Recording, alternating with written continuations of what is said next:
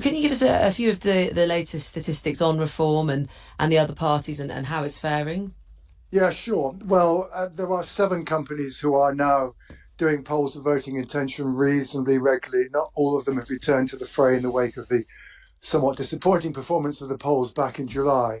But amongst those who are polling, well, at the moment, Labour are running at 27. That is down 8 on the 35% that they got in July. The Conservatives have edged up a couple of points to 26, but it is Reform who have made most advance. They're now running at 21, up 6 on July. Liberal Democrats simply holding their own. Oh, and the Greens are up 1 to 8. So it's Labour down, Reform up, and everybody else pretty much at the moment treading water. And in terms of the polls showing one thing, but I suppose also the momentum behind a party like that posing a threat still to the two-party system. I mean, some would say it was kept in check by our voting system last time as opposed to anything else. Well, not as effectively as perhaps it should have done. We should remember that even in July, only 58% of people voted for either Labour or Conservative. That is a record low since the 1920s.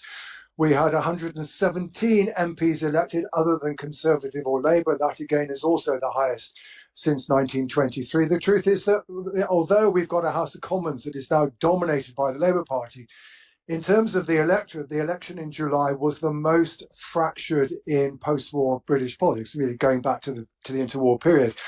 And I think, therefore, what both parties need to realise is that if voters still aren't convinced that the Conservatives have learnt the lessons of the last government, and if Labour are not turning around the economy and turning around the health service, which is above all voters' principal concerns, they've got plenty of other places to go to, one of which is reform. Certainly in Labour's case, if you actually look at the details of the polls, the vote that they had in July, insofar as it's going down, it's being scattered to the four winds. We've basically got more or less 6% of Labour voters in July going to the Tories, 6% to Liberal Democrats, 6% to Reform, and 6% to the Greens.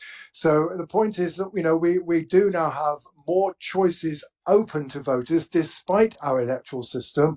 And they are beginning to exercise that choice in a way that makes life more difficult for both Labour and the Conservatives. Professor Sir John Curtice, thank you for that scene setting as it stands at the moment.